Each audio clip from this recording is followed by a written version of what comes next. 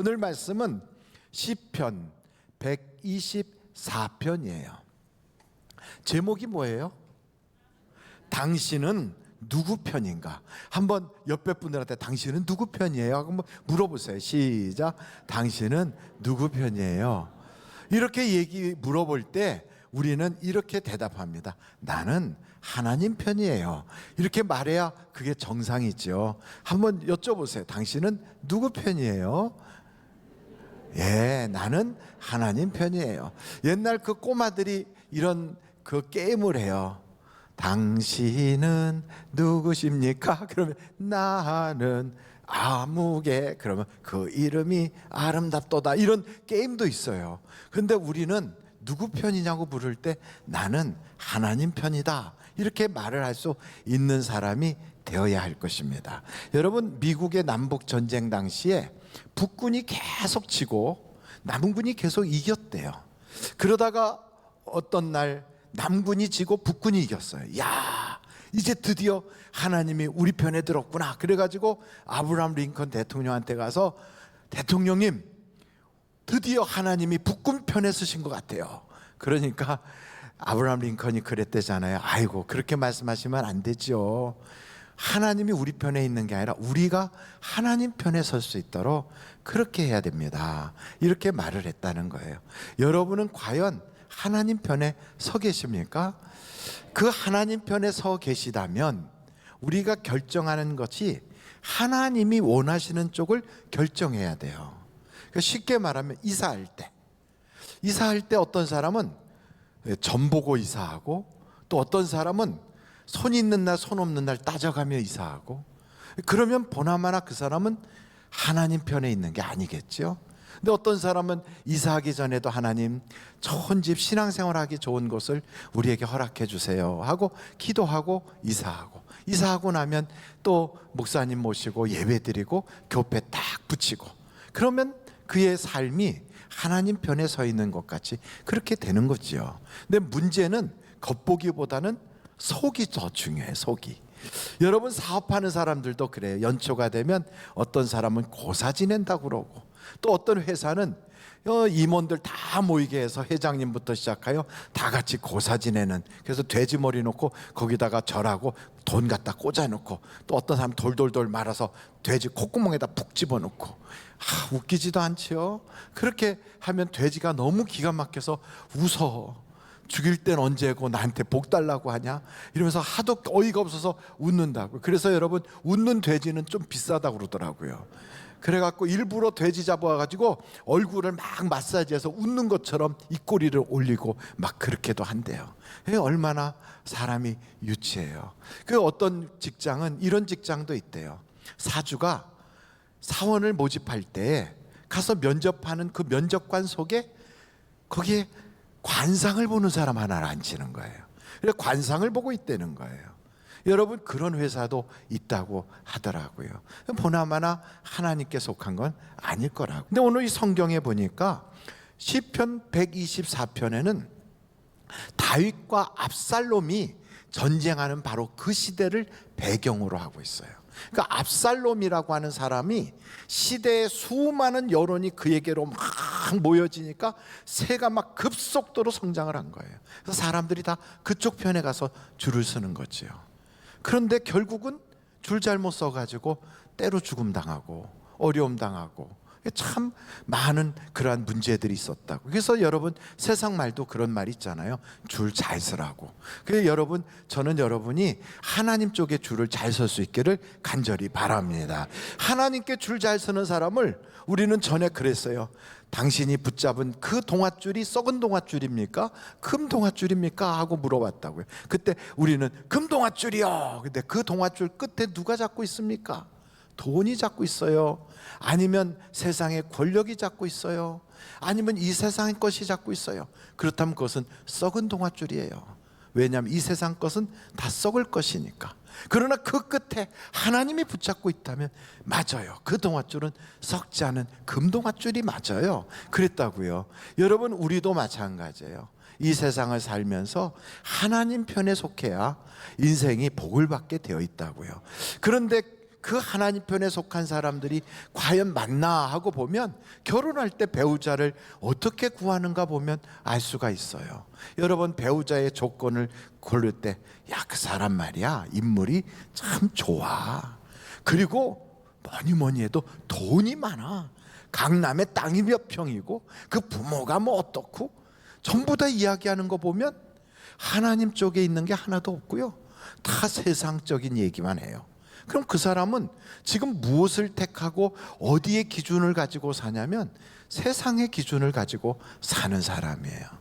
여러분, 배우자를 고를 때 혹은 며느리나 사위 고를 때 보면 다 표시나요. 또 명절 되면 그 집안이 그 명절에 어떤 모임을 갖느냐, 예배 모임을 갖느냐, 아니면 제사 모임을 갖느냐, 뭐 이런 것 가지고도 우리가 알 수 있어요. 물론 여러분, 우리 믿는 사람은 가족들끼리 신앙으로 싸우면 안 돼요. 절대로 다투면 안 돼요.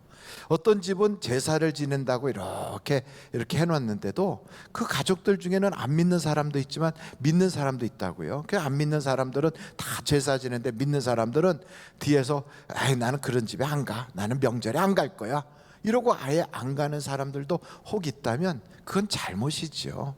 가서 부침개라도 부치고, 그리고 가족들끼리 화목하게 지내고, 그러면서 절하는 그 자리가 되면 한쪽에서 기도해야죠. 아버지, 우리 온 가족이 이렇게 지금 귀신 숭배하느라고 절하고 있어요. 그걸 속으로 해야지 소리 크게 갖고 우리 큰아버지도 귀신 섬기고 이러면 그건 싸우자고 하는 거지요. 그냥 속으로 이렇게 하고 있어요. 하나님 불쌍히 여겨주시고, 잘 몰라서 그러니까 다 예수 믿을 수 있도록 하나님 도와주세요 하고 속으로 기도하는 거지요. 그리고 이제 또 그 다 끝나면 또 맛있게 드시고 서로 좋은 덕담도 하고, 이렇게 하면서 또 어르신한테 세배도 하고, 얼마나 좋아요. 또 장례식 때도 마찬가지예요. 그거 놓고 막 거기다가 여기다가 왜 이런 걸 차렸느냐 그러고 막 싸우고 그러지 말고, 거기서 가족들이 이거 차리자 그러면 뭐 그렇게 하라고. 그리고 이제 목사님 오시면, 아, 우리 집안이 믿는 사람도 있고 안 믿는 사람도 있어서 싸우지 않으려고 그냥 저렇게 했어요. 그 목사님 괜찮으시면 기도해 주세요. 그리고 또 어떤 때는 다른 가족들하고 우리가 이렇게 양보했으니까 예배 드릴 수 있도록 해달라. 그럼 또 그분들도 그래 뭐 목사님 오셨으면 예배 드려야지. 그럼 예배도 드리고, 이렇게 하면서 보면 그분의 그 속을 우리가 알 수 있잖아요. 그래서 믿는 사람에게는 그런 마음을 가져야 돼요. 다투지 말자. 그리고 사랑하자. 그리고 기다리면 시간은 우리 편이다. 왜냐하면 하나님이 약속하셨거든요. 주 예수를 믿으라. 그리하면 너와 내 집이 구원함을 얻으리라. 시간이 좀 늦을 뿐이지 언젠가는 다 주님께로 올 거예요. 여기 앉아 계신 분들 중에 옛날에 보살도 계시고, 옛날에 또 절강 가서 그렇게 했던 분들도 계시고, 또 등 달던 분들도 계시고, 별분들이 다 계세요. 그렇지만 시간이 지나다 보니까 예수 믿게 돼서 와서 교회 생활하고, 어떤 분은 권사도 되시고 또 장로님도 되시고, 그렇게 되는 거지요. 그래서 여러분, 너무 조급한 마음 갖지 않기를 간절히 바랍니다. 그런데 문제는 이제 저한테 그런 걸 물어보더라고요. 저희 집에서 저하고 같이 이제 저희 집 일을 도와주면서 계셨던 분이 한 20년 같이 일을 하셨어요. 이제 그분이 이제 전라남도 분이신데, 그분이 저한테 그래요. 목사님, 그분은 우리 교인은 아니고 다른 교회 권사님이세요. 목사님 이번 대통령 선거에 누구 찍을 거예요? 저한테 그래요. 그래서 제가 왜요? 아이고, 찍을 놈이 없어요, 이래요. 그래서 제가 아니 왜요? 그랬더니 한 분은 무당이고 한 분은 쌍욕을 하는데 목사님은 누굴 찍을 거예요? 이래요. 그래서 저는 전에는 그랬어요. 이기는 편이 내 편 그랬어요. 그렇게 여유가 있었어요. 왜냐하면 여당이든 야당이든 다 알고 보면 그렇게 큰 차이가 없었어요. 그런데 이번에는 저희 집에서 일을 도와주고 계시는 그 권사님 말씀처럼 찍을 분이 없어요. 그거 왜 그럴까요? 이유가 있어요. 여러분, 제가 지난번에 그랬거든요. 선거 때까지 대통령 선거 얘기하면 바보라고 그랬어요. 그런데도 오늘 제가 이 이야기를 하는 것은 대통령 선거를 이야기하려고 하는 게 절대로 아니에요. 왜 제가 이런 말씀을 드리냐면 우리나라가 어떤 나라인 것을 알아야 되겠다는 거예요. 여러분, 우리가 살고 있는 이 대한민국이 어떤 나라입니까?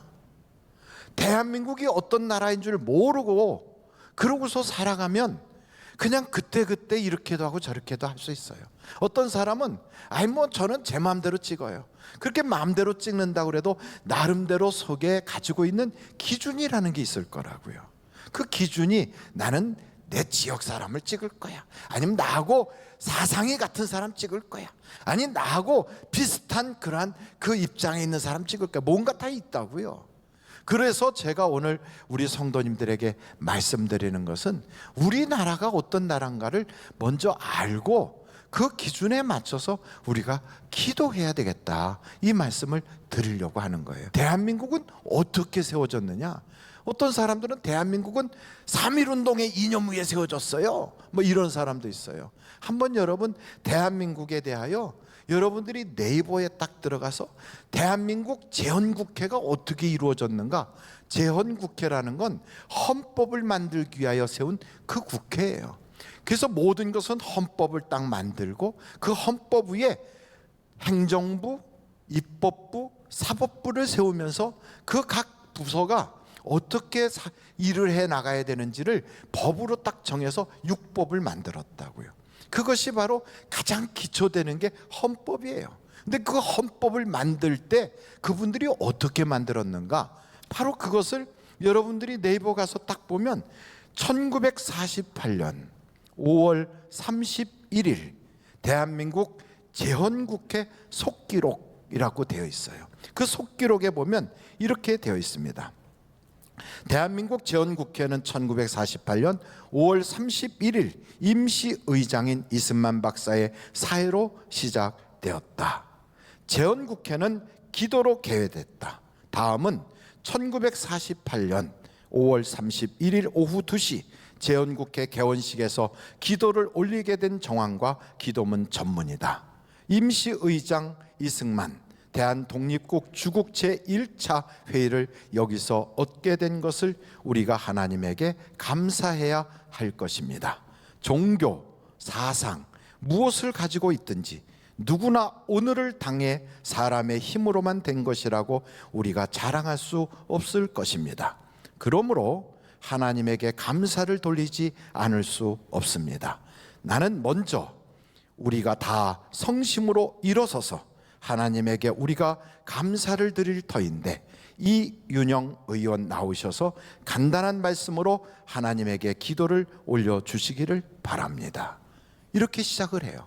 이게 바로 헌법을 만들기 위하여 모집된 재헌국회의원들이 시작하는 거예요. 여러분, 우리나라의 헌법은 기도로 만들어졌어요. 그리고 그 기도로 만들어질 때 뭐라고 기도했냐면, 이 우주와 만물을 창조하시고 인간의 역사를 섭리하시는 하나님이시여, 이 민족을 돌아보시고 이 땅에 축복하셔서 감사에 넘치는 오늘이 있게 하심을 주님께 저희들은 성심으로 감사하나이다.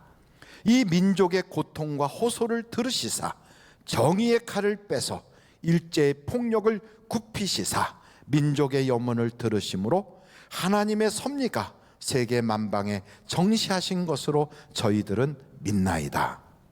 남북이 둘로 갈리어진 이 민족의 어두운 고통과 수치를 신원하여 주시고 우리 민족, 우리 동포가 손을 잡고 같이 웃고 노래를 부르는 날이 우리 앞에 속히 오기를 기도하나이다.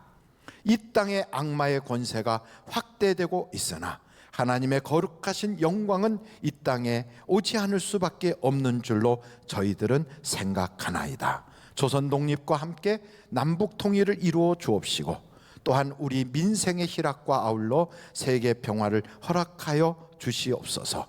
지와 인과 용과 모든 덕의 근원이 되시는 하나님 앞에 우리의 완전 자주 독립이 이 땅에 오며 자손 만대에 빛나고 푸르른 역사를 저희들이 정하는 이 사업을 완전하게 하여 주시옵소서. 양심의 정의와 위신을 가지고 이 업무를 완성하게 도와주시옵기를 기도하나이다. 역사의 첫걸음을 걷는 오늘, 우리의 환희와 우리의 감격이 넘치는 이 민족적 기쁨을 다 하나님에게 영광과 감사를 올리나이다. 이 모든 말씀을 주 예수 그리스도의 이름을 받들어 기도하나이다. 아멘.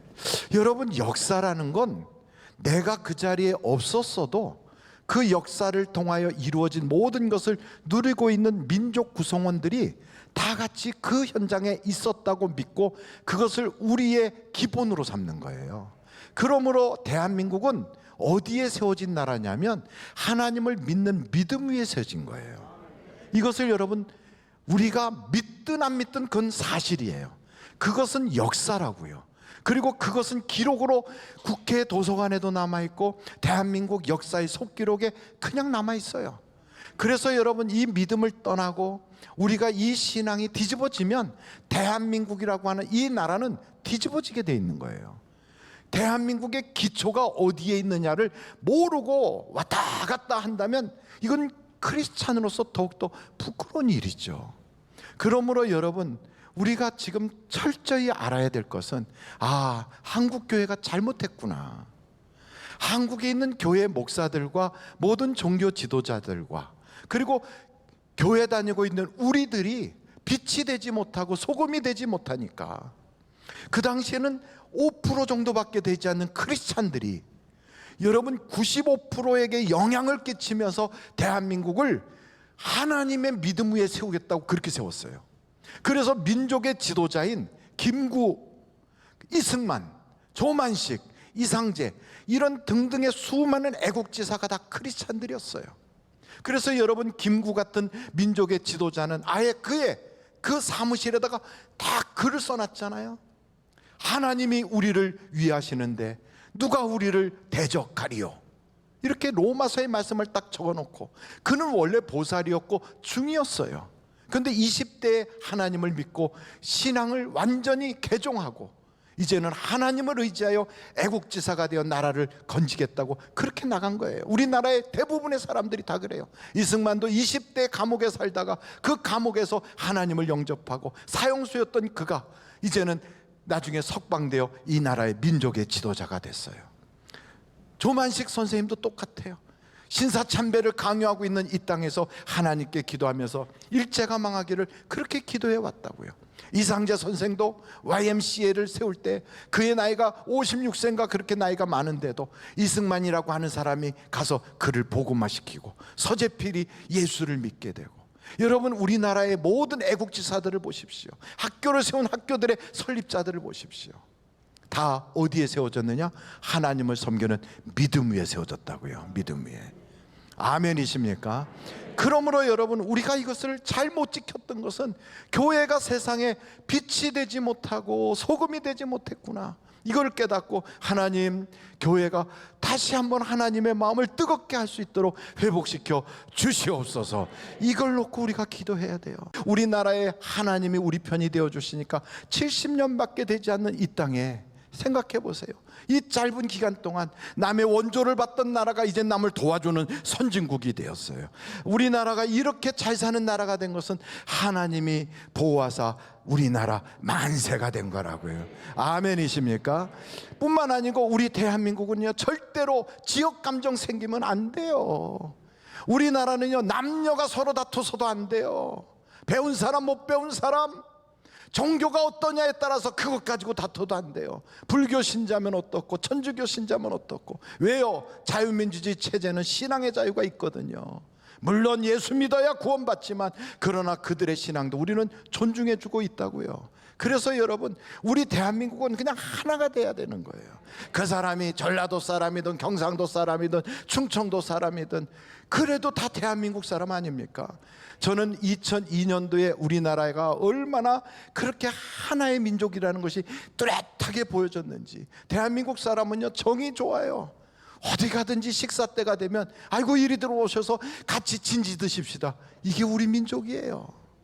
여러분, 같이 밥 먹자고 하는 것이 그게 얼마나 사람들이 알잖아요. 지난밤에 잘 지내셨는지, 굶지는 않으셨는지. 왜? 서로 어려운 일을 같이 겪었으니까. 저 중국에서부터 침략을 우리나라 역사에 5,000번 이상을 당했어요. 저 일본으로부터 외적들의 침략을 수백 번을 당했어요. 우리나라 역사에 3년에 한 번꼴로 전쟁이 일어났대요. 이렇게 5,000년의 역사 속에 그렇게 많이 어려움을 겪었지만 그래도 우리는 민족성을 딱 가지고 이렇게 오늘 여기 대한민국이라고 하는 별로 크지 않은 우리나라가 큰 중국, 엄청난 러시아, 그리고 얍삽빠른 일본, 그 틈바구니에서 살아남게 된 것은 우리가 다 하나였기 때문에 살아남은 거라고요. 그래서 여러분, 절대로 갈라지면 안 돼요. 나눠줘서도 안 돼요. 정치인들은 자기가 무슨 이익을 잡으려고, 여러분 알고 보면 정치인들 중에 애국자는 100명 중에 10명도 꼽기가 힘들어요. 그 사람들은 자기가 국회의원 되는 거라면 좋다고 하지만 그거 아니라면 나라도 팔아먹을 수 있는 사람이 엄청나게 많아요. 그래서 그들 말 들을 거 없어요. 우리는 다 같이 하나가 돼야 되는 거예요. 거기에는 남자 여자 없어요. 거기에는요, 나이 많은 사람 젊은 사람도 없어요. 거긴 고향이 어디냐 상관없어요. 우리는 다 같이 대한민국 사람이에요. 대한민국 사람. 그러므로 여러분, 우리는 하나가 되도록 이끌어가는 그런 지도자가 필요한 거예요. 뿔뿔이 갈라지게 하면 안 되는 거예요. 우리나라에 다시는 전쟁이 없도록 자유대안의 체제로 자유롭게 내려갈 수 있도록, 그리고 신앙의 자유와 모든 자유를 보장하는 그런 나라가 되도록 그렇게 이끌어갈 수 있는 지도자가 이 땅에 세워져야 되는 거예요. 아멘, 아멘. 그런데 눈 씻고 봐도 제가 보니까 그렇더라고요. 여러분은 누구 편이십니까? 이렇게 물을 때 어떤 사람은 나는 누구 편 이렇게 말하면 그 사람은 그 캠프에 들어가 있거나 그 정당에 들어가 있는 사람일 거예요. 그 사람 통해서 무슨 이익을 보려고 그러든지 아니면 거기에서 무슨 앞으로 무슨 약속을 받았든지 그럴 거예요. 저에게도 우리 교인 중에도 있고 타 교인 중에도, 제 마누라 교회 그 교인 중에도 어느 캠프에 들어가 있다고 그러면서 기도받고 이런 분들, 가까이 뭐 누구하고 가깝고 뭐 이런 사람들 제가 만나봤어요. 그러나 그런 사람들이 모여 있다고 해도 그건 그 사람 사정이고 우리 백성들의 사정은 다르다고요. 이 땅이 잘 사는 선진 국가가 되어야 된단 말이에요. 그래서 선진 복지 국가를 우리 후손에게 물려주고 우리 후손들에게 다시는 우리와 같은 피 흘림이 없는 그런 전쟁이 없는 나라를 물려줘야 되고요. 이 땅에는요, 정말 대한민국이 얼마나 살기가 좋은지, 세계에서 제일 의료 제도가 잘 돼 있어요. 여러분, 미국의 최고로 괜찮은 회사 딱 들어가면 그 회사가 뭐 해주냐면 의료보험 혜택을 딱 준다고요. 그런데 대한민국은 전 국민이 다 누리고 있어요. 이렇게 좋은 제도를 가지고 있어요. 여러분, 교통체제가 얼마나 좋은지, 그냥 버스 타다가 지하철 타고 뭘 해도 환승이 착착착 돼요. 아이고 얼마나 좋은지. 세계에서 최고로 좋은 교통체제, 그걸 가지고 있는 나라가 대한민국이에요. 여러분, 치안을 보십시오. 이 대한민국 치안이 얼마나 좋은지. 새벽이건 낮이건 밤이건 언제든지 다녀도 마음껏 다닐 수 있어요. 그런데 저 외국 어느 나라가 이렇게 자유롭게 그렇게 할 수 있는 나라가 어디 있어요? 커피숍에 가서 여러분이 쓰던 핸드폰이든 컴퓨터든 갖다 딱 놓고 화장실 갔다 와도 그냥 멀쩡히 그냥 있다고요. 이게 대한민국이에요. 왜? 대한민국은 우리가 다 한 가족 같으니까. 그러니까 모두가 다 잘 살아야 돼. 누구는 뭐 어떻고 누구는 어떻고 이렇게 서로 원한지고 서로 미워할 이유가 하나도 없단 말이에요. 그래서 여러분, 우리가 오늘 이런 마음을 가져야 돼요. 하나님, 우리나라가 하나님 편에 서는 나라가 되게 해 주세요. 그리고 뿐만 아니고 우리나라가 앞으로 우리의 후손들에게 빚을 남겨주면 안 되잖아요. 포퓰리즘에 빠져가지고 우리는 잘 먹고 잘 살았다고 그냥 다 갖다 쓰고 우리의 후손들한테는 빚만 남겨주면 그게 지금 부모로서 해야 될 일이겠어요? 그리고 우리가 정신 똑바로 차려서 우리가 뽑아야 되는 그 사람이 과연 나라의 지도자로서 적당한가를 봐야 된단 말이에요. 근데 자기 정파나 자기 지역이나 자기 뭐 이런 거에 따져서 이렇게 해서는 안 된단 말이에요. 그래서 여러분, 오늘 저는 여러분과 함께 기도하려고 해요. 어떤 기도를 하느냐? 첫째는 하나님, 이 땅의 교회와 그리고 이 땅에 그 정의가 강수와 같이 세워지고 교회가 하나님의 마음을 뜨겁게 할 수 있는 교회로 거듭나게 해주세요. 두 번째 기도는 하나님, 이 땅에 선진 복지사회가 이루어지게 하여 주셔서 특별히 지금 팬데믹 시대에 자영업자들과 소상인들, 그리고 정말 조그만 그러한 기업을 운영하고 있는 분들 다들 어려움 당하고 있어요. 하나님 이 땅의 경제적 어려움이 사라지게 하시고 이 땅에 정말로 모든 사람의 복지가 회복되게 하나님 도와주세요. 이런 마음을 가지고 한국 경제가 회복되고 이번 팬데믹이 빨리 끝나기 위하여 또한 모든 이런 코로나 바이러스 같은 전염병이 끝나게 해달라고, 우리나라도 자주국방의 능력을 갖도록 그렇게 해달라고, 그리고 피 흘림이 없는, 전쟁이 없는 나라가 되게 해달라고, 이 땅을 하나님 안전하게 지켜달라고, 우리 다 같이 예수여를 부르며 통성으로 기도하시겠습니다.